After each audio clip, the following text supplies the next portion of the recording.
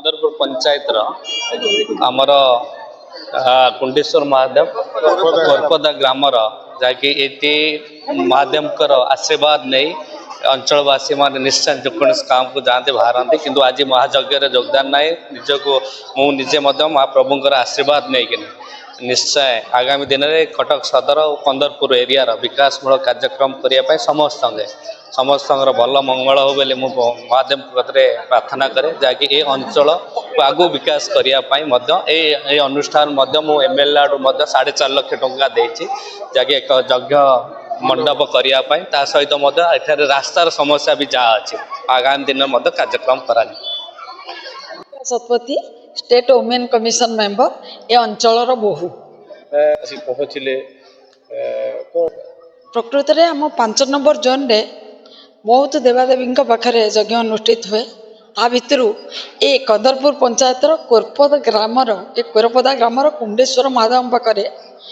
जो यज्ञ हुए निरा ढंग से हुए प्रति वर्ष माघ मास त्रयोदशी तिथि उद्यापन समारोह रहे ये अंचल प्रत्येक पंचायत लोक बोधे ये आसी उपस्थित होती प्रभुंकर प्रसाद पाई ये पवित्र पीठ जो प्रभु कुंडेश्वर पीठ को धन्य करिकी जाती आ समस्ते प्रभुंकर आशीर्वाद प्राप्त करते मुझे अंचल जड़े बहु हिसाब से भी मु निजको धन्य मन करे प्रभुंक पाखरे ये जो कोरपदा ग्रामर समस्त जते युवक बंधु माने अछंती समस्ते एकत्रित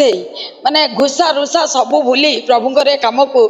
एमिति सुचारू रूपे परिचालना करती तो कहवा बाहुल्य हम मो पक्षरे किंतु से माने जो 5 दिन 10 दिन धरी से आखिरे निद न थाए केमती यज्ञ समापन हम आ समस्ते तापरे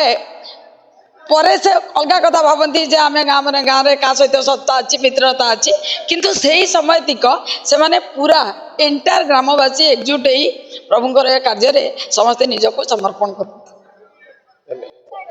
मुझे प्रफुल्ल कुमार स्वाई एक कोरबदा ग्राम कमिटर वर्तमान अच्छी सभा आम सेक्रेटरी और सभापति आमर अच्छा अरुण कुमार साहू ए मोर डाण पार्श्व जी ठियाई से उपसभापति से बुद्धदेव विजय कुमार साहू लिक नेम नगर बुद्धदेव ये जो कार्यक्रम आज चली श्री श्री महाप्रभु कुंडेश्वरनाथ विगत 5 दिन धरी कार्यक्रम महासमारोह पालन करने आम दीर्घ मासक आगु समस्ते आयोजन लगी रहीचु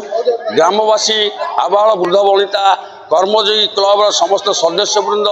एवं ग्राम्य कमिटी सभ्य मानक मिसई आम एक यज्ञ कमिटी गठन करूँ 15 दिन धरी मान जो प्रयास लगी रही है यज्ञ कमिटी को सफल रूपायन देव बोली आज सफल होती आम अनुभव करूँ यही परिप्रेक्षी आमर मान्यवर विधायक महोदय ये जगह को आसी आम मान गहन पहुँचवर आम कृतज्ञता ज्ञापन करूँ से आम ग्राम को बहुत भल पाती सहित आमर ब्लॉक अध्यक्ष ए जगह को ताक पूर्वर आसी से स्टेज रे आम थारु कृतज्ञता ज्ञापन करूँ तेणु ए कार्यक्रम उत्तरोत्तर उन्नति आम समस्त को अनुरोध करूँ एठिकार आखपाखे समस्त श्रद्धालु मैंने जो ढंग से मन मने स्थिरीकृत कर आसिक सफल कार्यक्रम में भाग ने रूपायन करेंगे सफल करेंगे बोली आम आज ग्रामवासी तरफ पाखे कृतज्ञ रोचु एवं आपण मैंने मीडिया भाई मैंने आसी ए जगह पहुँचवर आपण मानक धन्यवाद अर्पण करुँ ये सब कार्यक्रम आगामी दिन में किभली उत्तरोत्तर उन्नति हो एवं आठारू आहरी अनेक भल भाव कार्यक्रम हो समस्त आम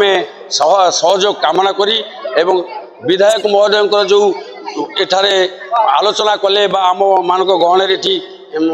माइक्रोफोन सामने कहीगले जे आमर एठारे किभली यज्ञ मंडप तैयारी हेबो एवं आम ग्रामर यातायात पर सुविधा सुजोग जहाँ अच्छी आहरी त्वरान्वित गति करेंगे से आम बहुत खुशी। सुरेश चंद्र जेना कटक सदर बीजेपी रो उपसभापति एवं कटक सदर निर्वाचन मंडल बीजेपी कोऑर्डिनेटर अच्छी आमर मान्यवर विधायक प्रकाश चंद्र सेठी जे कि तांकर उत्कल विकास परिषद सामाजिक संगठन जो थिला 2017 मसीह से आपण मैंने जानी पूरा कटक सदर ଅଞ୍ଚଳକୁ ଗସ୍ତ କରୁଥିଲେ। କଟକ ସଦର ଅଞ୍ଚଳରେ କିଭଳି ଭାବରେ ଉନ୍ନତିମୂଳକ କାର୍ଯ୍ୟ ହେବ ଏବଂ ସରକାରୀ ସୁବିଧା କିଭଳି ଭାବରେ ଜନସାଧାରଣ ପାଇବେ ତା ପାଇଁ ସେ ଅହରହ ସଂଗ୍ରାମ କରିଥିଲେ। ଭଗବାନଙ୍କ ଆଶୀର୍ବାଦରୁ କଟକ ସଦରବାସୀଙ୍କ ଆଶୀର୍ବାଦରୁ ସେ ଆଜି କଟକ ସଦର ବିଧାୟକ ହୋଇଛନ୍ତି। ସେ ବି ତାଙ୍କର ପ୍ରଚେଷ୍ଟାକୁ ଆହୁରି ମାନେ ଶତଗୁଣିତ କରିଛନ୍ତି। ତାଙ୍କର ପ୍ରଚେଷ୍ଟା ଯେ ଆମ କଟକ ସଦର ନିର୍ବାଚନ ମଣ୍ଡଳୀ କିଭଳି ଭାବରେ ସାରା ରାଜ୍ୟରେ 1 ନମ୍ବର ନିର୍ବାଚନ ମଣ୍ଡଳୀ ହେବ, କିଭଳି ଭାବରେ ସାଧାରଣ ଲୋକ ଆମର ସରକାରୀ ସୁବିଧା ସୁଯୋଗ ଯାହା ଅଛି ତାକୁ କିଭଳି ଭାବରେ ପାଇବେ ଏବଂ ଆମର ରାସ୍ତାଘାଟଠୁ ଆରମ୍ଭ କରି ମନ୍ଦିର ମସଜିଦ୍ ସବୁର ଉନ୍ନତି କିଭଳି ଭାବରେ ହେବ, ସେଥିପାଇଁ ବିଧାୟକ ଆମର ତାଙ୍କର ହାତ ପାଣ୍ଠି ସହିତ ଅନ୍ୟାନ୍ୟ ସରକାରୀ ପାଣ୍ଠିକୁ ମଧ୍ୟ ପ୍ରଦାନ କରୁଛନ୍ତି। ଆମେ ଖୁସି ଯେ ଆମର ଏଇ କୁଣ୍ଡେଶ୍ୱର ମହାଦେବଙ୍କ ପୀଠକୁ ସେ 4.5 ଲକ୍ଷ ଟଙ୍କାର ତାଙ୍କର ଯେଉଁ ବିଧାୟକ ପାଣ୍ଠିରୁ ଦେଇଛନ୍ତି ଏବଂ ଏଠିକାର ଯେଉଁ ରାସ୍ତା ସେ ରାସ୍ତାର ଉନ୍ନତିକରଣ ପାଇଁ ମଧ୍ୟ ପଇସା ଅର୍ଥରାଶି ସାଂସନ୍ କରୁଛନ୍ତି, ଯାହାଫଳରେ କି କାମ ବି ଜୋରଦାର ହେଉଛି। ସାରା କଟକ ସଦର ନିର୍ବାଚନ ମଣ୍ଡଳୀରେ ବିଧାୟକଙ୍କ ପ୍ରଚେଷ୍ଟାରେ ବହୁତ ଉନ୍ନତିମୂଳକ କାମ ବର୍ତ୍ତମାନ ହେଉଛି, ଯେଉଁଟାକି ଆପଣମାନେ ସମସ୍ତେ ଦେଖୁଥିବେ ଏବଂ ଲୋକମାନେ ମଧ୍ୟ ଆମର କିଭଳି ଭାବରେ ଆଉ ଭତ୍ତା ହେଉ କିମ୍ବା